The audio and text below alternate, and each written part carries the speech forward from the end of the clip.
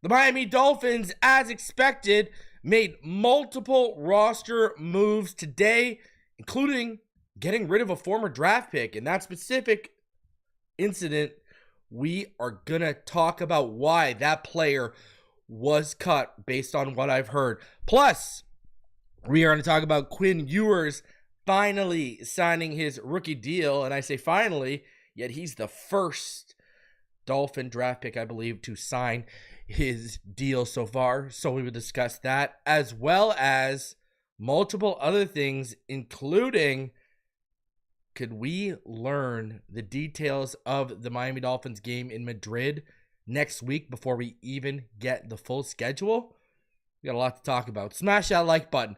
Subscribe if you are new. Let's get into this.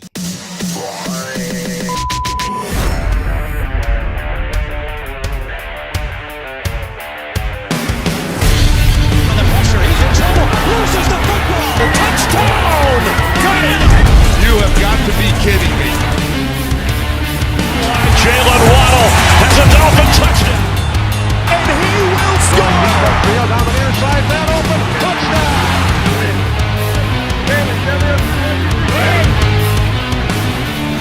The run from Tua Tagovailoa. Touchdown! He's going deep. It's going to be a touchdown again.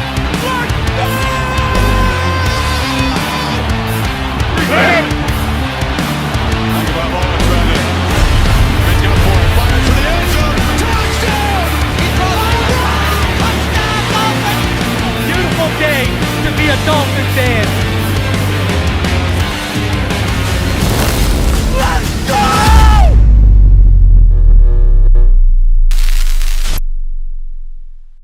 What is good, Fin Nation? What's good? It's your boy Reason, and we are back here for another one. First thing first, I want to thank all of you who came through yesterday. We had almost 600 people in the live chat on a Wednesday night for me and Douglas' episode of the starting lineup. I want to thank each and every one of you that came through. Listen, this is just the off-season format. I keep saying it. Wait till you see what we have in store for you. And to the point where I said to Doug, Doug, let's not wait until the regular season. Let's get this kicked off with the preseason. So we're probably going to kick this off in the preseason. Things are really going to ramp up behind the scenes next week when that schedule comes out and such too. So, man, I just can't wait for you guys to see what we have in store for you with the starting lineup, man. Y'all are going to really enjoy what we have, all right? Going back to our roots a little bit, all right, where we started this show off of. So appreciate each and every one of you for coming through today. No Neil, he is at the Washington Capitals game. Florida Panthers fans, you are letting me down more than the Miami Dolphins right now, okay?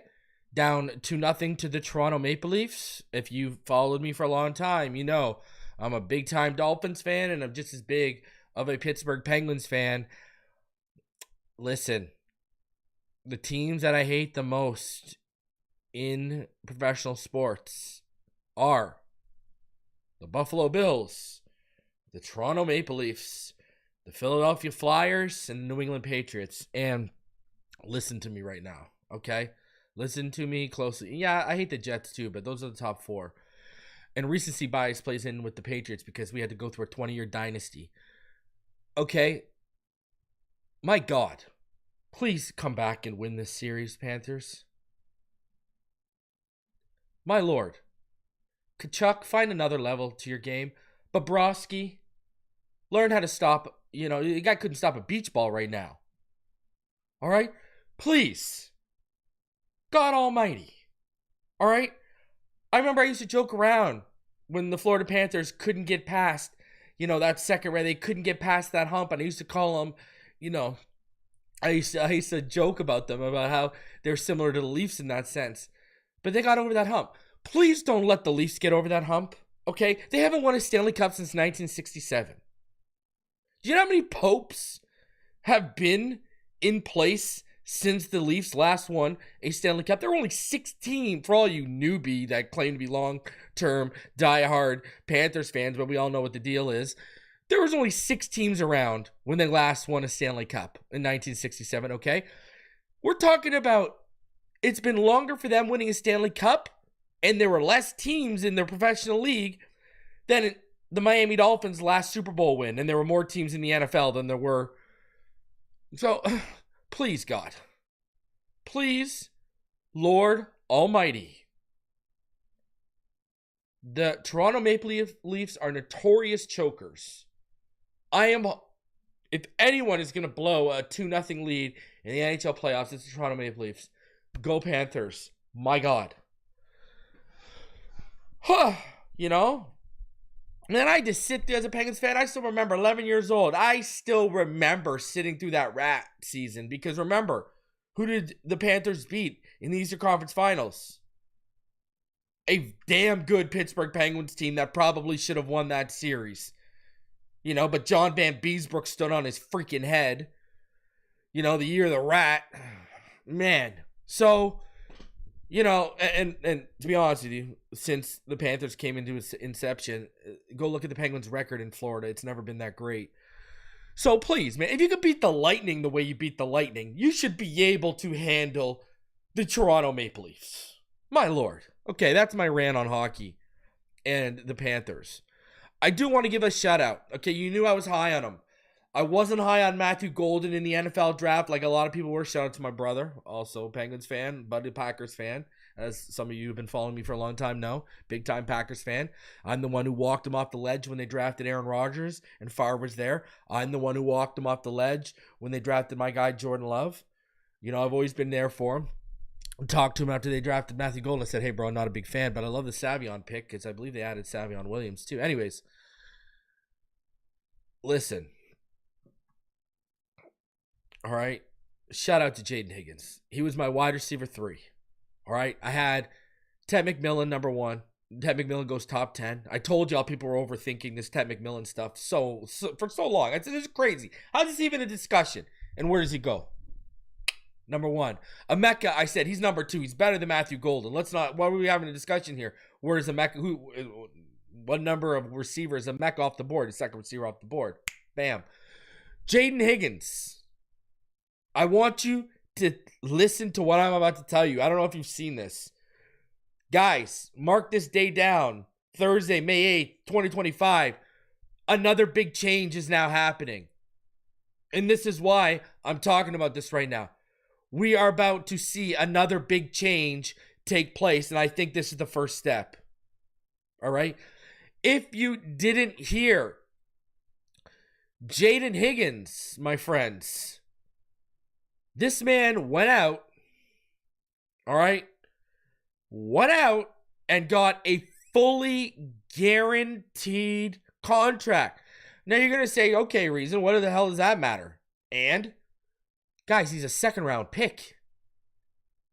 He is a second-round pick. Today marks the day, the first time in NFL history that a second-round player, all right, got a fully guaranteed contract.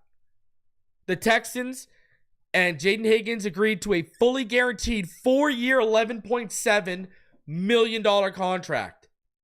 Higgins is the first second-round pick in NFL history to have a fully guaranteed contract. And ladies and gentlemen, it's a receiver. Here we go. If a receiver's getting a fully guaranteed contract, what do you think Tyler Shuck's probably going to say to the Saints right now? Think about this for a sec. Look at the slippery slope we are about to go down. And I'm a Higgins fan. Everyone knows this. I'm a Jayden Higgins guy. But we are about to go down a slippery slope, I think. I think we are about to go down a slippery slope.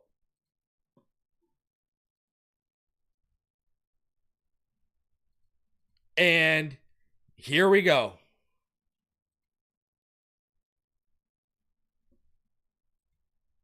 This is if a receiver is going to get fully guaranteed money, what do you think a quarterback is going to be asking for?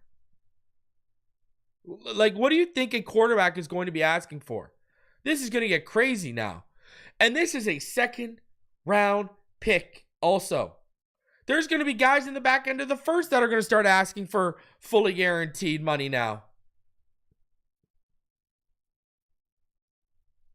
I want people to think about it. This is actually a really big deal.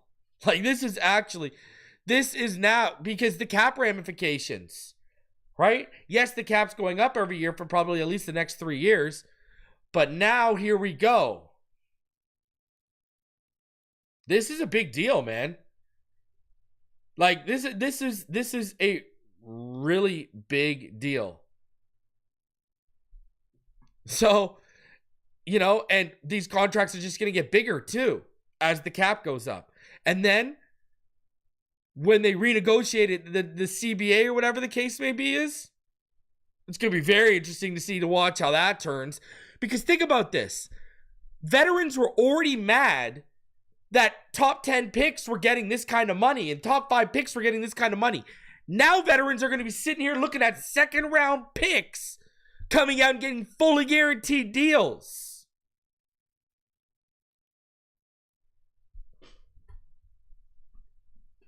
Man, this is how it starts into the fully guaranteed conversation.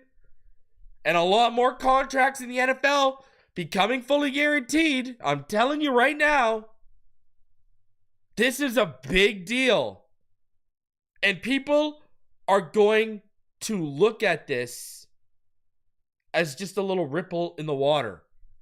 But when we look back in 3 years and a third round pick is getting guaranteed money, you're going to look back at this move and say, okay, that's why.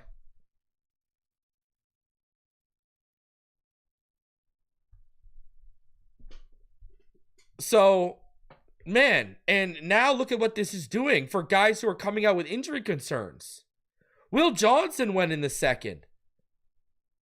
Imagine if 2 or 3 years, guys with the injury history of Will Johnson or the injury concerns of Will Johnson, because of the tape and the level of play, can now vie for fully guaranteed contracts that they're taken in the second round.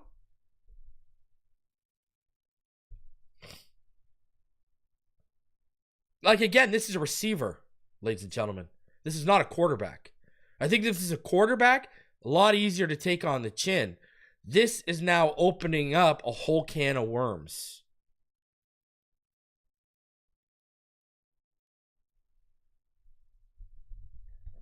Crazy. Like, nuts. This is very, very, very interesting stuff. And we're getting into uncharted territory here. But anyways, man, I can't believe that we're guaranteeing second round picks now. This is, you know, we've already had first rounders with fully guaranteed contracts. Now we're getting into a second. In 3 years, third round picks are going to be we're going to have the first third round pick. It's kind of crazy, man. It's kind of crazy when you actually think about it. Like, and you know, we all lost our crap because of how much money and the position with Deshaun Watson and the team that gave him when he got fully guaranteed. Yes, this is only just under $12 million. But you got to understand, this now changes how much money you have to now start allocating towards the draft.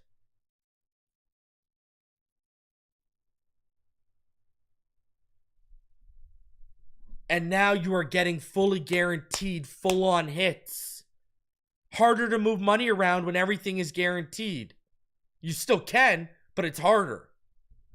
Whereas if you front load something with not a lot on the back end, you can move money now easily to the back end and spread it out. How are you going to spread this out? And what if the guy gets hurt in the first year? Let's say he doesn't even have an injury history. Guy gets hurt in the first year. Look at how many players. I don't know if anyone noticed it, but I noticed this year they were announcing a lot more bigger names are medically retiring. Like coming out from college and in their final year of college. I actually meant to talk about this like last week. That was something I've been noticing on X specifically. A lot more guys, Jordan Travis medically retired, but now I've seen like 4 or 5 more decent names from college or coming or that were, dude, who was it? I was reading about a receiver yesterday. Was it a Tennessee receiver? It was a Tennessee or a Texas receiver. I think it was a Texas receiver. Medically retiring, and they were telling teams, "Don't draft me." Who was it?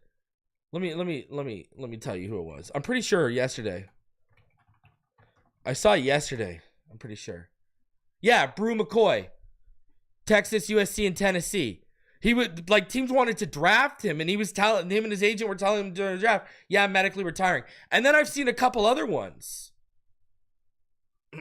So, what if this guy gets a fully guaranteed contract, takes the wrong hit, and says, you know what, I'm medically retiring, and now you're on the hook for $11 million because you fully guaranteed a second-round pick? It's kind of crazy. We're getting it. It's one thing if you guarantee money to a top 10 pick. You know, now you're guaranteeing money to pick guys and pick 30, pick 40. Way bigger risk. There's a reason why they're there on the board to start day 2. Just saying. So now we're getting into, you know, now you're increasing the percentages of running into problems with guys getting fully guaranteed contracts and not living up to it, whether it be because they're a second or third round pick, and this is why, and you end up seeing why they fell out of the first round becomes a glaring issue, whether it be certain aspects to their actual game or certain off-field issues that lead to it blowing up or an injury. You know, Mike Green, perfect example. What if you handed out a fully guaranteed contract to a guy like Mike Green, even with his background, because we're 3 years down the line now, and this is starting to become more of a norm for first-round talents who fall into the second, and you have more off-field issues, and you need more allegations. Just saying. Now you are increasing the percentage of getting negative returns. Whereas if you're only willing to guarantee rookie deals to guys in the top 10 or top 5, you know, again, only 5 or 10 guys go that high every single year. Now you're increasing that number. So mathematically, you're just increasing the percentages. So I don't know. It's crazy. This is a whole big can of worms. So I don't know. That's nuts. To me, that's nuts that we're in that territory. Because I'm going to tell you right now, if I'm Tyler Shuck and his agent, what do you think I'm saying to the Saints? If I'm Jackson Dart, you traded up into the first round, into the 20s to get me. I'm looking at your quarterback situation in New York. Yeah, guarantee my money.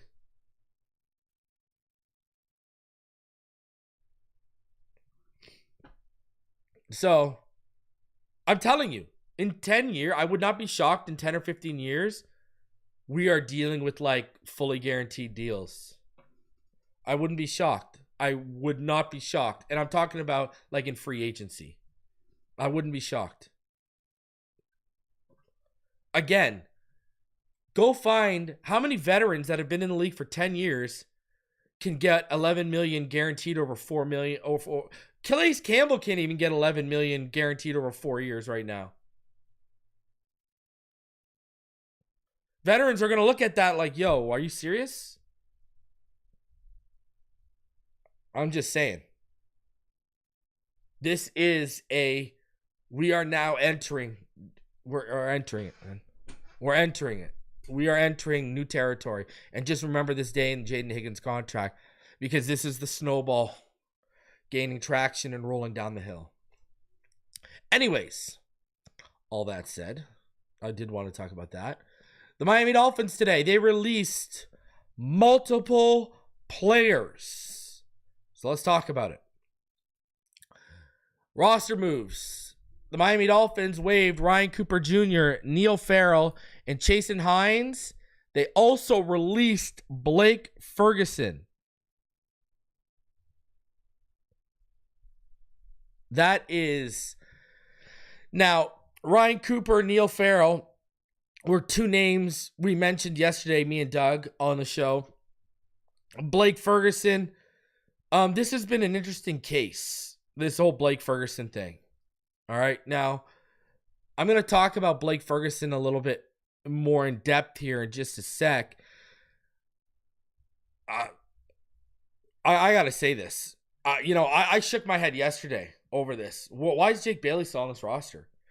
This team, I swear on my life, they better not carry 2 punters on the 53 because one of them's a comfortable holder for Jason Sanders.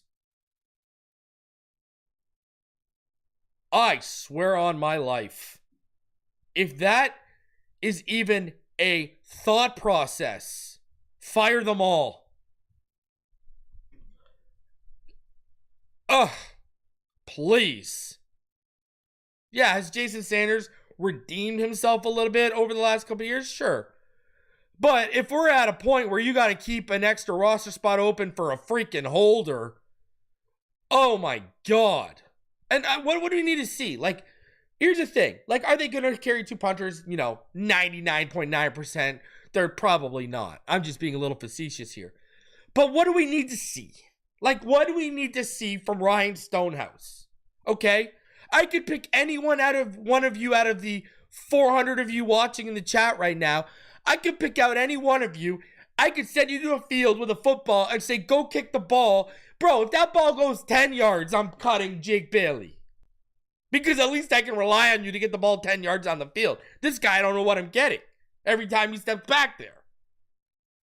What do we need to see from Ryan Stonehouse? What do we really need to... I don't get what the thought process is here. How much film do you need? Is this just oh, man... Well, remember, he had that one season in New England, and, we just wanted to work out because it's good. What are we doing here? You might as well open up the 89th roster spot. Right?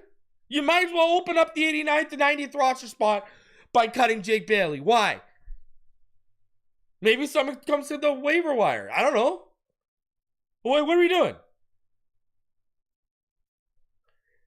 Because, dude, I remember. Listen, I told y'all. Played in high school. A little bit in college, okay? Bro. When I was growing up, the second or third string quarterback was the holder. We weren't asking the punter to come and hold for the kicker. It was the second or third string quarterback. When the ones were running on offense and the second and third stringer quarterback got nothing to do, they would go work with the kicker.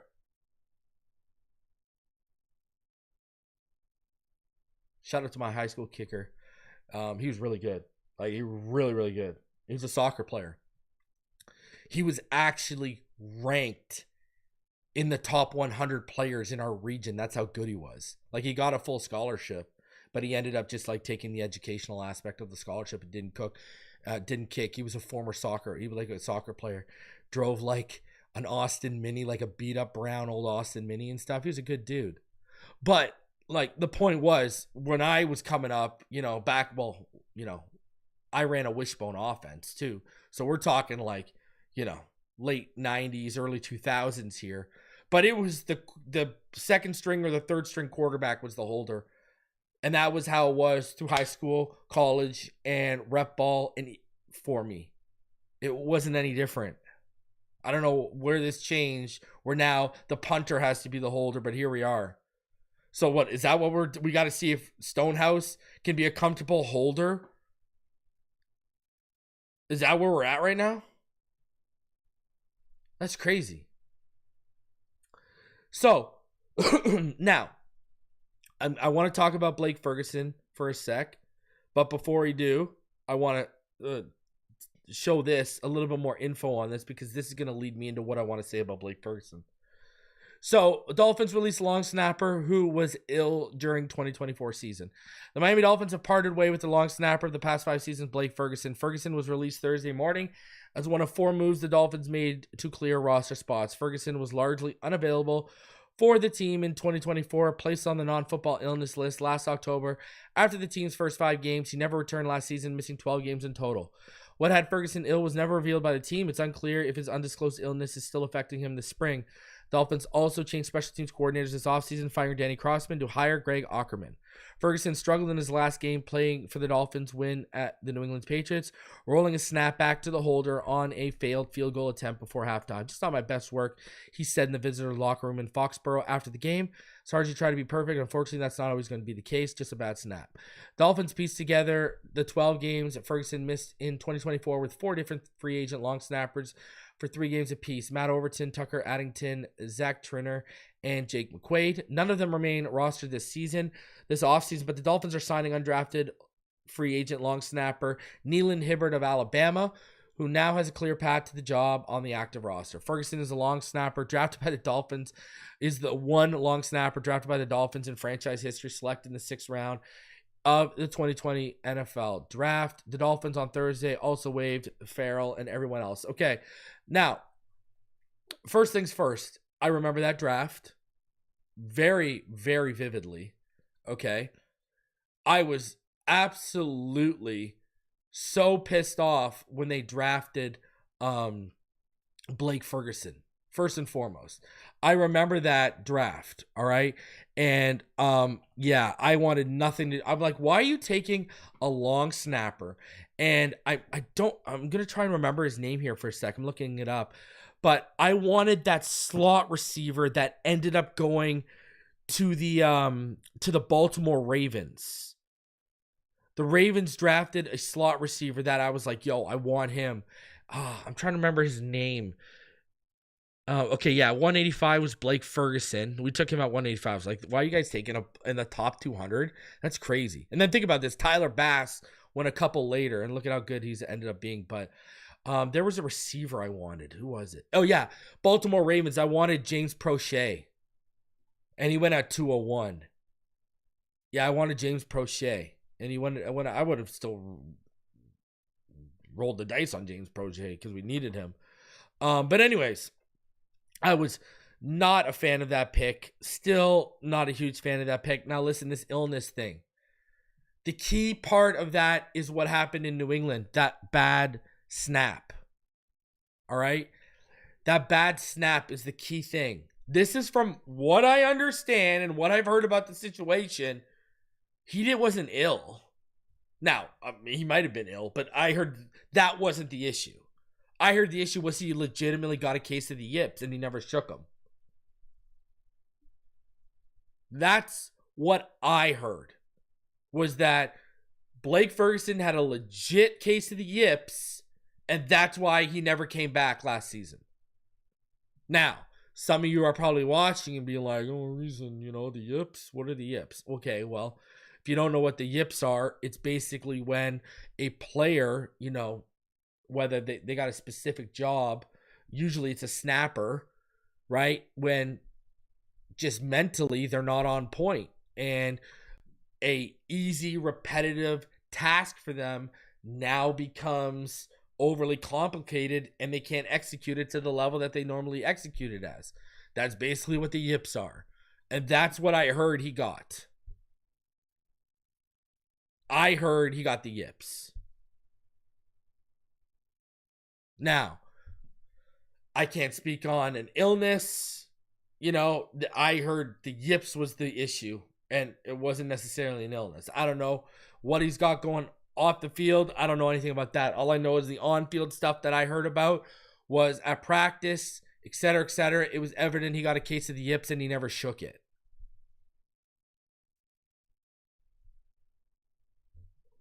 That's what I heard. So, it happens, man. It happens. It really does. It's a real thing. So, man, I hope he can get it corrected. And I hope he can return to the team, because we spent a top 200 pick on a long snapper, which is absolutely ludicrous. So, but if not, go Neeland, I guess, But see, that's the way you do it. You go get the long snapper, as a UDFA. You don't get the long snapper with the top 200 pick. Are you crazy? Man. That's crazy, that. Now, yeah, okay, you know what? I'll take you as a top 200 pick if you're a long snapper, But you can also be a legitimate backup center or a starting center. Well, if you're a starting center, you're probably already gone then. But if you could be a legitimate backup center if my guy goes down, and while the starting center is healthy, you could be my starting long snapper. Okay, let's have that conversation. Because that's another thing too, man. I'll go back to this. You know, when I played in the late 90s, early 2000s, again, our snapper did both things. That's how it was with us. You know, but also, hey, 3-down football up here, you know? So who am I to talk? But I'm just saying. But, all right, if you could be a backup, legitimate backup option if our starter goes down at center, you know, and in the meantime being our starting long snapper, okay, I'll spend a top 200 pick on you. But bro, if you're taking just a long snapper, that's a UDFA, bro. Like, come on, what are we saying here? Like, you know, what is this team doing? Let's be real. So now the Miami Dolphins, they did agree to terms with Quinn Ewers on a 4-year deal. 231st pick is under contract ahead of rookie minicamp in Miami. Ewers enters the offseason program alongside Tua Tagovailoa and Zach Wilson in the QB room. Listen, you know, I saw Greg Cassell's little like take on Ewers or whatever. I don't fully agree with it at all. No, well, like I don't fully agree with it. There's certain things he said, like the mechanics and how he is under pressure that you can see issues with. But come on, man. Who are we kidding, Greg? All right? You were the only one who has come out that's a scout, you know, that's analyzed it. Everyone who analyzed the tape was shocked that he was there in the 7th still. All right? He was like, we're not talking this guy Skylar Thompson levels of bad here, okay, at Texas. All right? So, I saw Greg Cassell's little thing. I'm not a huge fan of him. I don't agree with a lot. Some of the stuff he says I agree with. Some of the stuff I don't agree with. You know, I think he, if you want my honest opinion, I think he kind of rides his dad's name a little bit, but it is what it is. Not an overly huge fan of him. Man, I'm going to sit here and say it again. Ewers was a great value at 231. There's a reason why he was, you go back to September and all the mock drafts he reads, he's a top 10 pick. And he kind of had the Shedeur effect. The similar, what you can say happened with Ewers and Shedeur similarly is this. They look like they had plateaued in 2023 when you now watch the 2024 tape. And I've said this before. You could make that argument about both of them. That it looks like they plateaued in 2023. And, you know, Jackson Dart, why someone trade up and continue to invest in him? Got better every year. Tyler Shuck, why does he go at the top of the 2nd round? Which I warned all of you that he could go ahead of Shedeur Sanders despite his age and injury history. Why? Weak draft, you bet on the traits and the upside. And you see the traits and the upside are far more evident with Shucks last year. And yeah, he's been in college for 5 or 6 years, but he's gotten better every year. Right? He's not a fully developed project yet, and product, I should say, yet, because of the missed time. Now, should Dylan Gabriel have went ahead of Shedeur Sanders? No. Should Shedeur Sanders have fallen to the 5th? No. Should Ewers have fallen to the 7th? No. You know? Like, I think Shedeur should have went in the 3rd or 4th. I think Ewers should have went in like the 4th, 5th. That's how I think that should have played out. So, man, you know, I'm just excited to see this kid put his head down and get to work. And I'm going to say the same thing I said about Skylar. Lower your expectations. And what you want to see in year 1, you want to see him legitimately compete for QB2. But ask yourself, will he be given a fair shot because of the $6 million guarantee they handed out to Zach Wilson? Fair question. So, don't come in here expecting someone to be a savior. Okay? Hope for the proper development trajectory. Right? Year 1, come in, get settled, show you can compete for QB2. Year 2, go take that QB2 job. right? And start pushing QB1. That's what you want to see in the first 2 years. Now, if it's sped up because injuries ahead of him or poor play ahead of him, and he gets put in a position and given an opportunity in the season, and he lights it the hell up, look it, your expectations were lower. That now exceeds your expectations, and you're going to be a happy camper. So, have realistic expectations, okay? Don't anyone claiming that this guy's a savior, stop. Okay? Stop. Don't fall for this again. They did the same thing with Bridgewater. They did the same thing with Skyler. They did the same thing with Brissett. It's the same new cycle. And I've been right every single time. So now I'm telling you, this is my favorite backup that they've added out of all of them that they've added. I like what this kid could do. Hey, I like what Zach Wilson could do if he shows me he can work from in structure. If Zach Wilson shows me he can work consistently and efficiently from in structure, we got something. But I'm going off what the tape has showed me at BYU in New York. I haven't seen that yet consistently enough. Quinn, he fits what we want to do in this offense. So I like, the pedigree. Let's see. Stop putting expectations of the world on these kids just because some of y'all don't like Tua. Unreal. So, but I do support Quinn Ewers 110%. Also because I've been telling y'all since August, they loved him. So, just, hey, I'm going to support him when I'm right about him, Tyreek Hill. Terron Armstead went on the Chris Sims podcast and discussed Tyreek Hill. And I want to bring this up. Now, we also discussed Tua, and he was bigging up Tua, but we're not going to talk about that. I want to talk about this for a little bit, and it's about Tyreek. So let's play this for y'all. I'll play this, and just because, you know what? I got something to say about this, because I respect the hell out of Armstead, by the way. That's the thing, and I want you guys to hear me loud and clear. Yeah. Tyreek Hill is extremely intelligent. Right. He loves and knows how to get engagement. Mm.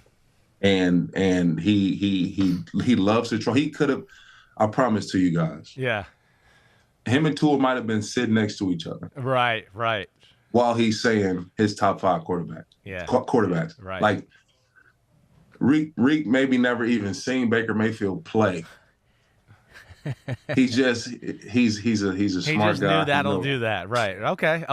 Let's you know what? I'm bored. Let me get him going. Yeah. And look, we're talking about on the Chris Sims Unbuttoned podcast. He's made it, right. He's a South Florida showman, and there's a lot of them down there. The South Florida guys, man, they know how to turn, show up when the lights turn on. All right, last one about the Dolphins, I swear. But how do you think they change it around to get this aura away of like, oh, they're not tough, they're not gritty enough, whatever it is, right? I mean, what's something you could you now on the outside looking at you could say to maybe Mike McDaniel or somebody there to go, hey, maybe we should try this or something like this to make us tougher down the stretch? It's no word. The toughness thing is crazy. I had never had any association with lack of toughness. Yeah. So that I kind of like was numb to. I didn't even hear that. Like that ain't. Right. That's not even a part of nothing. We are a tough team. We have been a tough team. We've seen come down in training camp, joint. All right, so let's talk about what he said about because first of all, I mean, listen, I love you, Terron, but we're doing a bunch of are we becoming the ambassador for the Dolphins right now? Is that the next move? Because I'd rather have you as a coach, brother. I'd rather have you in the trenches coaching both sides of the ball because you did great stuff for Chop last year and you did good stuff for Patrick Paul. But I digress. Okay, I'm not even going to touch the finesse thing and the soft thing because, brother, I mean, their moves in the draft, their first 3 draft picks spoke an entirely different story. And it spoke that they were taking that lack of toughness tag to the team seriously and they were trying to change that. But I digress. Again, why are we making excuses for Tyreek's antics still? But still, he's just trolling. Does that make it any better? After what has also gone on since the end of the season? Does this make it any better? Like, brother, this is the one-off season where stop the trolling, be an adult, put your head down, shut up, and get to work. Like, and that goes for everyone. That don't even just go for Tyreek. That's for every single Dolphins player. After what we got last year as a team, as an organization, and for the fans. This is the last offseason. Now, with Tyreek specifically, after what's just transpired, you don't think that's in poor taste? You don't think that's in poor taste at all? Come on. Read the room. You know what I mean? Like, read the room on this. That's my issue. And let's stop making excuses for the nonsense.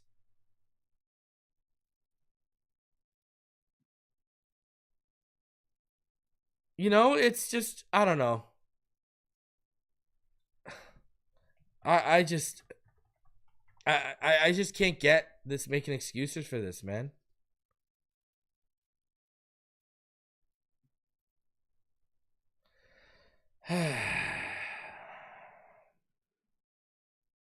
I don't, man. I don't, get it. Why bother? Why even bother making excuses for it? Like, seriously, it shouldn't even be going down. But here we are. We're still making excuses for this nonsense. I just don't get it, man. And it's disappointing to see that, because the team's putting Terron out there. Crazy. So, and if you didn't know, this week is a big week. All right. The date and opponent for the Dolphins 2025 game in Madrid will be announced Tuesday morning on NFL Network. The remainder of the Dolphins schedule with dates and times will be announced at 8 p.m. on Wednesday. So, absolutely incredible that we're going to get some details. It's going to be a decently busy next week. We got rookie minicamp starting tomorrow, right? That's obviously big, right? We got rookie minicamp starting tomorrow. Then on top of that, we'll know the Madrid game on Tuesday. And then Wednesday, here it comes. We are going to find out some serious details on this season as we finally get our schedule. And we're going to finally know what we're doing. We're going to finally know what's going on. I can't wait, man. I honestly cannot wait. It feels like we're getting closer and closer and closer with every day. And that's a good feeling, man. That is a really, really good feeling. I honestly can't wait for next week. Some exciting news. And I honestly expect something to be figured out at corner as well. So get ready for that too. It's going to be interesting. Now, June might be a little slow, but we should have some stuff going on, come the rest of this month. Now, Malik Washington, if you haven't seen it, I want to show you guys this quickly. He's been putting in that offseason work. I think we're going to see a big year from Malik. Big year from Malik potentially this year. Putting in that work, man. Love to see it. Love to see it. Big year coming in for Malik, baby. Let's go. This man is going to become man, you can already tell this man is going to become a serious slot option. Look at that. Come on, baby. Come on. You remember how excited I was when we made this pick last year? You see that whip? Ooh. Come on, baby. Let's go, Malik. Let's go, Malik. Malik and Jalen Wright going to have big years this year. I'm telling you. Here we go. And Chop going to have a big year too. I think that draft class from last year, you're going to see a lot of production from it this year. And shout out to Armand Membo. Just came across the wire. I saw here on X. He just got paid by the Jets. 4-year deal worth about $31.9 million. And that is an interesting offensive line they've got there now. It's a good offensive line they built there. Olu Fashanu, John Simpson, Joe Tipman, Elijah Vera Tucker, and now Armand Membo. They got a good line over there in New York. All right, guys. Smash that like button. Subscribe if you're new. Rookie minicamp starts tomorrow, and we'll have you covered this weekend for everything. All right? Smash that like button. You already know what time it is. I will see all of y'all on the next one. Appreciate each and every one of you that came through. As always, fins up all day, every day. Have a blessed rest of your day.